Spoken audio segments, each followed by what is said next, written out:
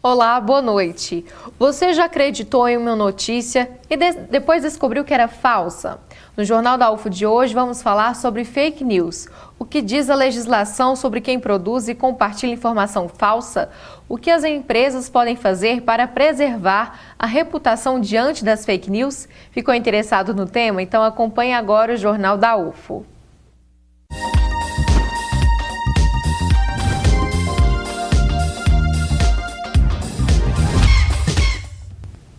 Gestão em tempos de instabilidade. Esse é o tema do EGEM 2018. Nossa equipe de reportagem foi conferir o evento promovido pela Faculdade de Gestão e Negócios da UFO. Falar de tecnologia envolve novidades. Foi pensando nisso que a primeira palestra do Encontro de Gestão e Negócios, o EGEM, quis destacar. A tecnologia está evoluindo em passos tão largos, numa complexidade tão grande, que o que você aprende na universidade é o básico necessário para você aprimorar ainda mais seus conhecimentos.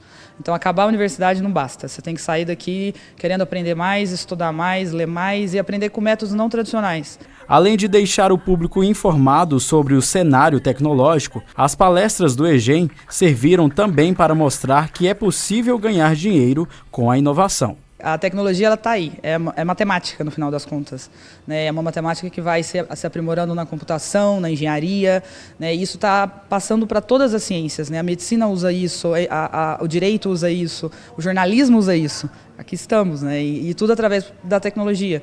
Então, não saber tecnologia, de uma forma generalista, te limita, porque você poderia estar usando muito melhor. Esta professora ressalta a importância de participar do evento para adquirir novos conhecimentos. É muito gratificante a gente poder trazer pessoas de fora da universidade para a gente conversar, discutir, trazer novas ideias, compartilhar o que a gente está fazendo aqui de novo, de interessante, de inovador e ao mesmo tempo trabalhar junto. O EGEM é realizado a cada 2 anos. O evento é uma oportunidade para compartilhar ideias e informações sobre gestão e negócios e de debate científico. Este ano, aproximadamente 300 pessoas se inscreveram. São 10 palestras no total e várias atividades na programação. Nós temos toda a parte acadêmica de submissão, apresentação de trabalhos, de pesquisas, né, do que se discute, principalmente na área de gestão, mas também temos um momento de atualização profissional, né, que são discutidos temas importantes da área de gestão e nas mais variados setores, das mais variadas possibilidades. O foco do evento é a gestão em tempos de instabilidade, assunto que tem ganhado destaque e merece atenção. A escolha da temática, nós pensamos bastante, se deu justamente pelo momento em que nosso país está passando. É um momento em que nós precisamos nos posicionar, tanto na parte pública como na parte privada. É importante para que nós tenhamos os novos parâmetros que nós vamos atuar nos próximos anos. Se você não se inscreveu, ainda é possível. A inscrição pode ser feita no credenciamento do Bloco 5O do Campus Santa Mônica. E lembrando que o evento termina amanhã à noite. E falando em EGEM, um dos palestrantes convidados foi responsável em fazer a gestão de crise de uma grande empresa envolvida em um escândalo de corrupção. Saiba o que ele fez para ajudar a reputação da organização diante das fake news. Olá para você que acompanha o Jornal da UFO. Bom, nesse ano provavelmente você ouviu muito as palavras fake news aqui no nosso país. E para falar um pouquinho mais sobre esse assunto, eu vou conversar agora com o diretor jurídico e compliance, que é o Emir Khaluf, que vai responder para a gente como foi o processo de responder essas fake news no momento crítico da empresa JF, né, Emir? Como que foi para você, sendo diretor jurídico, quando foi convocado para tentar solucionar essas fake news? Bom, eu acho que essas fake news elas estão por todos os lados, né? É um pouco... E a gente vive num mundo em que a informação ela vai tão rapidamente e de uma maneira tão superficial que ninguém também perde tempo suficiente para dar profundidade naquilo. Lá a gente teve que lidar com uma enxurrada de coisas que nem sempre eram verdadeiras ou as informações incompletas sobre as colaborações, sobre o acordo leniense que o grupo firmou, né? O grupo é o controlador da JBS. Isso é um desafio enorme. Eu acho que uma das principais coisas que a gente tem que fazer é unificar a comunicação. Você não pode ter vários canais de comunicação para o mundo externo, tem que focar em um único canal, porque isso dá consistência na tua comunicação, dá profundidade no que você comunica, não só falar o superficial e, obviamente, esclarecer o que tiver que ser esclarecido, porque hoje, em função de tudo que a gente está vivendo, existe um grande estardalhaço da mídia, às vezes por fatos que acontecem, mas as coisas são dadas às vezes pela metade, ou às vezes não é nem às vezes falta desconhecimento do que aconteceu de fato. Então, eu acho que esse papel de você esclarecer as coisas do jeito que elas realmente aconteceram, ou quais são as obrigações, o que tem que realmente ser feito, eu acho que é fundamental no processo de dar mais transparência e credibilidade nas notícias. A JF é uma empresa muito grande e quando aconteceu o boom, né, de todas as informações, denúncias que teve da empresa, como vocês administraram isso para tentar evitar que essas notícias se espalhassem? Olha, eu acho que no caso da empresa, como foi uma opção dos colaboradores, dos executivos colaborarem, né, as notícias automaticamente elas estão aí, você não tem controle sobre isso. Né? O que você tem sim que fazer é esclarecer os fatos, né? Que muitas vezes são equivocados ou, como eu falei, pela metade. Então, o que a empresa fez um grande esforço é para que a verdade dos fatos fosse preservada nas notícias. Né? O duro é que às vezes uma notícia sai em capa de jornal e uma complementação ou uma errata sai numa rodapé de pé de página com a letra 10, que nem todo mundo lê. Então, acho que esse é um grande desafio, mas eu acho que esse processo de esclarecimento e de conscientização do que de fato aconteceu é super importante, a gente vem fazendo isso até hoje. E depois de toda a crise, a curiosidade é como que a empresa está hoje? Sem dúvida nenhuma, acho que a empresa está muito mais forte e preparada hoje, né? A gente tem um programa de compliance super rigoroso que nos ajudou a chegar onde estamos depois de uma turbulência grande. A empresa admitiu seus erros, que acho que também é um passo fundamental no processo, e utilizou os erros do passado para se fortalecer nas melhores práticas, né? E tem por objetivo, de fato, virar referência no Brasil e no mundo no setor de governança e de integridade. Para falar então sobre fake news, ética e liberdade de expressão, nós convidamos a Laine Moraes, ela é advogada especialista em crime virtual. Boa noite, bem-vinda, Laine. Obrigada, boa noite. E também aqui ao meu lado está o professor da Faculdade de Gestão e Negócios da UFO, FAGEM, Dr. Rodrigo Miranda. Boa noite, professor, tudo bem? Boa noite. Então vamos começar falando, esse é um caso interessante que o palestrante do EGEM apresentou, que foi o caso envolvendo a JBS. Professor, fake news de fato podem trazer prejuízos à imagem e à reputação de uma empresa? Como o administrador pode lidar com isso? Sim, acho que qualquer boato, qualquer notícia falsa sobre alguma organização vai trazer prejuízo, sim, para a imagem, para aquilo que se espera dessa organização. Então, você tem que tomar cuidado com a sua comunicação em todas as suas formas. É muito importante entender a comunicação como algo estratégico dentro da organização, dentro das empresas. E no caso também, o que diz a legislação? Vamos começar a partir desse ponto, sobre as fake news, Laine.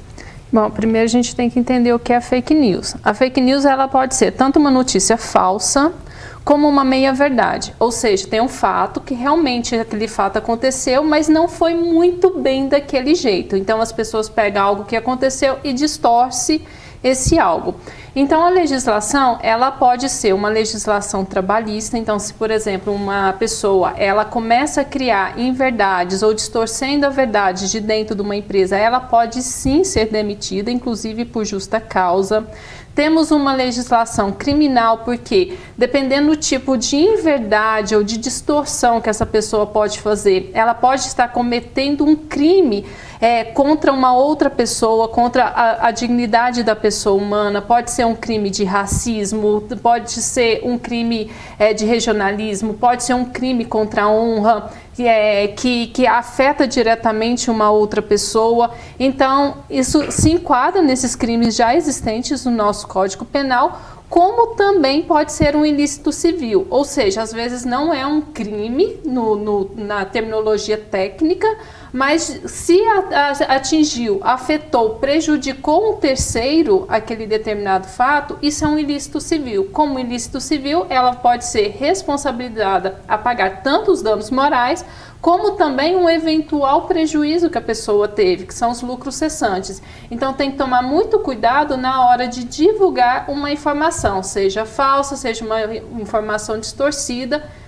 Preste atenção, verifique a informação antes de sair espalhando. Interessante. E hoje, professor, como as organizações, as empresas, elas têm avaliado, por exemplo, o que os colaboradores colocam nas suas mídias sociais? Há esse tipo de controle ou não? Deveria ser feito? Qual a sua opinião sobre isso? Em relação ao controle, eu acredito que é muito difícil das empresas fazerem essa vigilância. No entanto, a gente sabe que recrutadores veem as páginas nas mídias sociais, eles observam o que estão acontecendo e isso diz alguma coisa sobre a pessoa. Então, hoje, tudo aquilo que você publica, tudo aquilo que você compartilha, tudo aquilo que você coloca nas mídias elementos que podem te ajudar ou podem te prejudicar. Então, você tem que ser muito cauteloso e saber bem o que você vai colocar. Tanto organizações quanto pessoas devem entender que a comunicação hoje está cada vez mais presente na vida de todos. Nós vivemos aí numa era não só da informação, mas da comunicação. E isso faz com que cada pessoa seja um propagador de notícias. Cada indivíduo cria o seu próprio canal no YouTube, cada pessoa tem a sua página no Facebook. E hoje, o número do WhatsApp também é importante na formação de grupos coletivos em que essas mensagens são passadas muito rapidamente. Então, controlar isso é praticamente impossível. Não vou falar que não tenhamos condições tecnológicas de fazer isso, mas é difícil identificar as origens, é difícil de saber de onde veio essa notícia, quem começou, e isso dá realmente um trabalho. Então, as organizações e as pessoas devem pensar em como trabalhar essa imagem, como trabalhar a comunicação de forma a trazer benefícios para a comunidade, ao invés de criar situações que vão poder atrapalhar ainda mais a organização e as pessoas. Vale, então, atenção nesses casos, né? Muita atenção, muita cautela aí no que for compartilhar. E é interessante essa questão do compartilhamento, por quê? Porque muitas pessoas falam assim, eu recebi essa notícia, eu apenas compartilhei, eu apenas passei para terceiro. Como se ela falasse isso, como se ela estivesse se isentando de qualquer culpa, de qualquer responsabilidade por esse compartilhamento. Só que as pessoas têm que entender que quando você recebe algo e compartilha, significa que você acredita naquilo, que de uma certa forma aquilo te representa também, e você está validando, você está dando a sua credibilidade naquela informação que você está compartilhando. Então, se uma determinada informação, se ela for um crime contra a honra, o que seria um crime contra a honra? Você insultar uma outra pessoa, falar com uma outra pessoa, cometer um crime que ela não cometeu. Isso é um crime contra a honra. Então, se eu faço essa afirmação de que houve o cometimento desse crime, se eu compartilho isso, eu estou sendo coautora do crime. Eu também sou responsabilizado. Então, não é só quem cria, mas também quem compartilha. E isso é muito sério, principalmente quando você começa a envolver o mundo mais corporativo.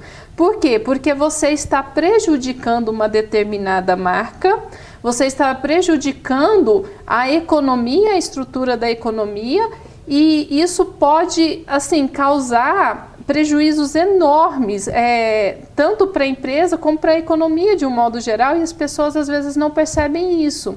E é interessante perceber porque antes de você compartilhar, pare e olhe, quem te mandou aquela informação?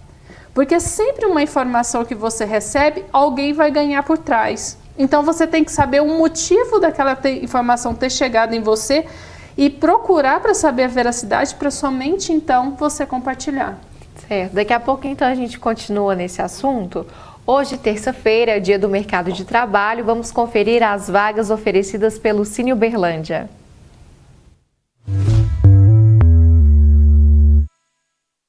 Uma vaga para técnico químico, com salário de R$ 1.300. Exigido curso técnico e experiência de 6 meses. Uma vaga para montador de móveis para escritório. É necessário ter ensino médio completo, 6 meses de experiência e carteira de habilitação B. Salário a combinar. Vaga para controlador de serviços. É preciso ter ensino médio completo e experiência de 6 meses. O salário é de R$ 1.109. 10 vagas para mecânico industrial, com salário de R$ 1.600.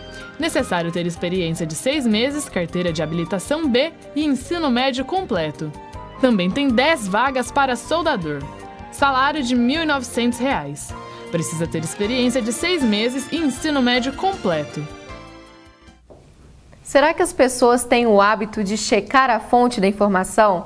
Saiba depois do intervalo, voltamos já.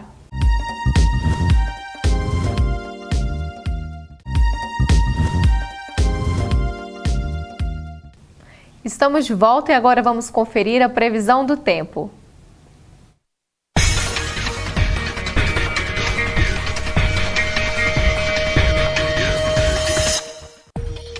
Quem mora ou vai estar em Uberlândia nesta quarta-feira pode carregar guarda-chuva, porque a previsão é de pancadas de chuva a partir da tarde.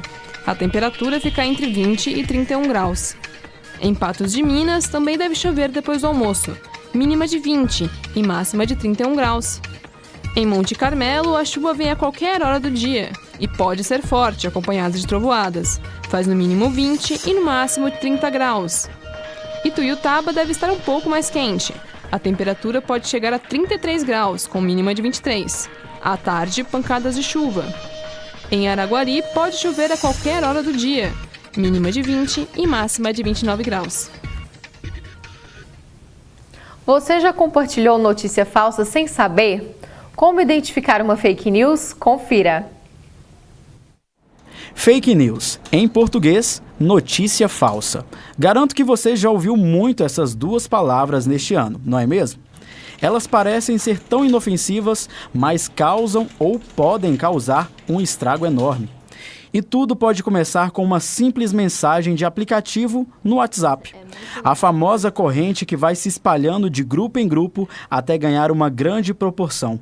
É a partir daí que a notícia se propaga e vai parar em outras redes sociais, como Facebook e Instagram. Mas será que esse fenômeno na internet pode influenciar? Para se ter uma ideia, a falsa notícia é capaz de prejudicar amizades, reputação de empresas e até mesmo a política do país. A solução é checar a veracidade desta informação. Existem sites especializados em desmentir esse tipo de notícia. Portanto, se você receber alguma notícia e achar que é duvidosa, pesquise na internet. Veja se o assunto realmente é verídico e espalhe a informação correta. Assim, você poderá evitar que a mentira se espalhe. Professor Rodrigo, na sua opinião, é muito importante estarmos atentos ao que as pessoas publicam, até mesmo ao que nós publicamos, porque há interesses mercadológicos também por trás das informações? Acredito que não só interesses mercadológicos, existem interesses pessoais, interesses organizacionais, interesses políticos. Então, todo tipo de interesse está por trás daquilo que nós fazemos. Compartilhar, comunicar é uma forma de relação. Nós estabelecemos um contato com o outro. Seja através de uma conversa, um diálogo, seja através de espalhar boatos. Que é isso que se faz na internet hoje, é espalhar boatos. Que antigamente causou prejuízo a várias organizações, a várias empresas, e hoje é exponencializado pelas mídias sociais. Notícias falsas sempre existiram, sempre estiveram aí. Mas hoje a gente tem um fenômeno, que é esse fenômeno da tecnologia e da comunicação. Isso faz com que essa mensagem seja instantânea, seja muito rápida, seja de difícil identificação de origem, seja difícil também de identificar, tanto que tem que se utilizar formas ali para questionar, né, se é uma notícia verdadeira ou não. Daí o problema. Antes de compartilhar, questione. Aquela notícia pode gerar prejuízo a alguém? Aquela notícia pode fazer mal à honra de uma pessoa? O que você vai fazer com isso? Você vai passar para frente sem pensar? E eu acho que essa volatilidade, essa velocidade que se tem, faz com que as pessoas percam esse discernimento. E aí a gente vive numa teia de mentiras, que dificulta as relações, corta-se laços, afasta-se pessoas, afasta as próprias organizações. Então, apesar de a gente ter hoje uma sociedade altamente conectada, as pessoas conversam pouco, as pessoas dialogam pouco, não conversam. E quando vai conversar, a gente tem as posições ideológicas muito fortes, que faz com que não exista o compartilhamento e o crescimento. Interessante. Elaine, você até comentou no primeiro bloco que se a pessoa compartilhar uma fake news, ela também está se responsabilizando indiretamente pelo conteúdo por acreditar naquilo e passar à frente, né? Mas e se a pessoa disser, eu não sabia, esse discurso cola ou mesmo assim não adianta? Não adianta. Até mesmo porque toda a informação que você recebe, que você repassa, você tem que verificar ela antes. Por quê? Não adianta você falar que não sabia porque você está colocando a sua credibilidade naquela informação, na hora que você repassa. Isso acabou acontecendo bastante agora que nós estávamos no período eleitoral, agora estamos no pós-eleitoral. Essas fake news, elas estão muito intensas, porque as pessoas, elas acreditam, elas têm uma ideologia própria, elas acabam entrando numa bolha de pessoas que têm o mesmo tipo de ideologia que a dela, elas começam a não aceitar mais outras ideologias, outras formas de pensar. As redes sociais, elas inclusive possibilitam você excluir, tirar aquela pessoa que pensa diferente de você, então você para de ter acesso àquela informação, então você vai ficando nessa bolha. E isso é ruim porque começa a se criar muito memes, muitas fake news sobre um determinado fato e elas começam a divulgar isso de forma intensa e é tão grave a ponto da gente começar a questionar, inclusive, a nossa estrutura de república federativa. Você falou algo, desculpa te interromper, mas é uma dúvida interessante. Os memes também valem como fake news? Memes também são fake news.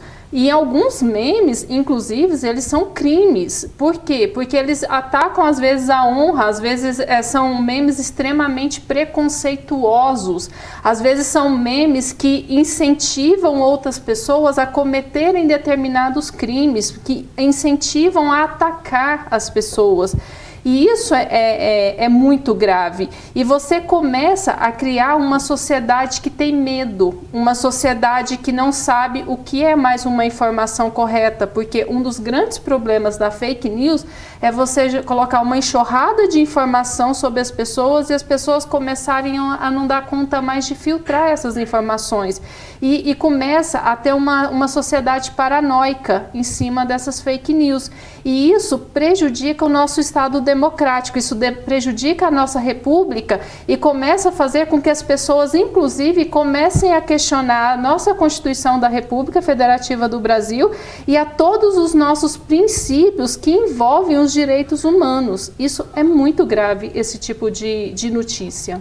E no caso, por exemplo, pessoas que não compartilham conteúdo, mas se elas curtem, dão o famoso like, né? Isso é uma forma também de colocar ali o veredito, eu acredito nisso, isso como é que o tribunal, a nossa justiça já está começando a entender que quando você dá um like, você está validando aquela informação, você está falando que você concorda com aquela informação, que você concorda com aquela ideologia e está começando a punir as pessoas que dão like. Agora, já no âmbito empresarial, numa relação de emprego, muitas das vezes o funcionário, quando ele dá um like numa determinada notícia, esse funcionário ele é advertido, porque aquela notícia, quando você dá um like, todos os seus contatos passam a ter acesso àquela informação. Então, ela não fica só ali, você divulga a informação. E a depender do tipo de informação que você deu um like, vamos supor que é uma informação extremamente preconceituosa de regionalismo ou uma informação que incentiva as pessoas a cometerem um determinado crime. Você trabalha numa empresa, você deu um like naquela informação, você está mostrando a sua forma de pensar, a sua forma de agir. Os clientes, funcionários, parceiros daquela empresa vai olhar e vai falar assim, mas os funcionários da empresa pensam daquela forma, então aquele funcionário pode sim ser demitido por justa causa, por um like. Ok, vamos ficar atentos então. Será que as pessoas sabem identificar o que é fake news e têm o costume de checar as notícias que vêm por aí? Alunos e uma servidora do campus Umuarama da UFO conversaram com a nossa equipe de reportagem. Veja. Eu sei que costuma haver, né, no Facebook, no WhatsApp e outras redes sociais, mas quando eu vejo que o título é meio extravagante assim, eu nem tento entrar, né, para ver mais detalhes, porque eu sei que é algo mais alterado assim da realidade, então eu passo para frente. Não que eu tenha percebido que seja fake news, assim, mas sempre em Instagram, rede social, tipo Facebook, sempre tem. Porque as pessoas falam, mas que eu tenha percebido mesmo, não. E você? Também não, a gente sempre passa muito rápido, né, as redes sociais.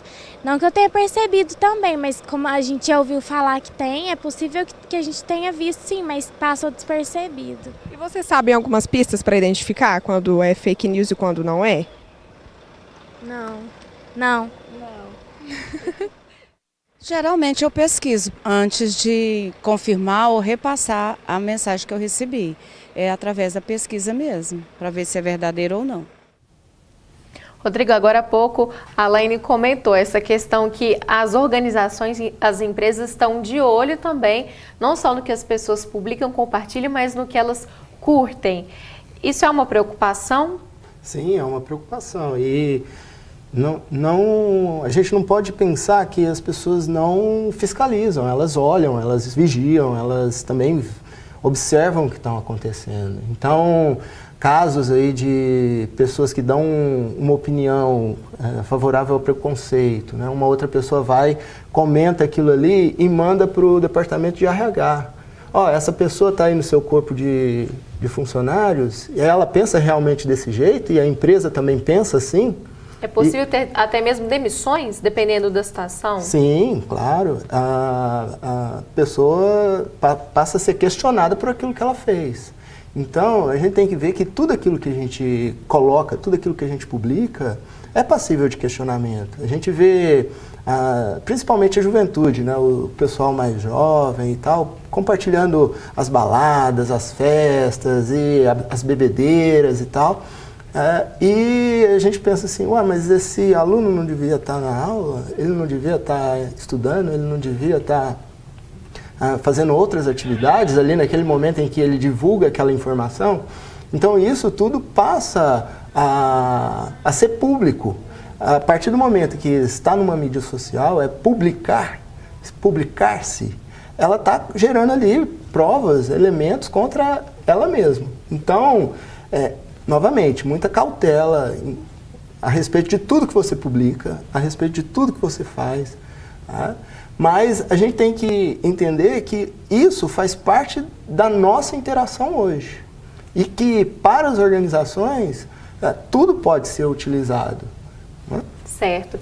Agora, WhatsApp também, né, doutora? Hoje todo mundo também participa de um grupo de família ou de amigo, até mesmo da empresa. Como lidar também com as fake news que circulam no WhatsApp?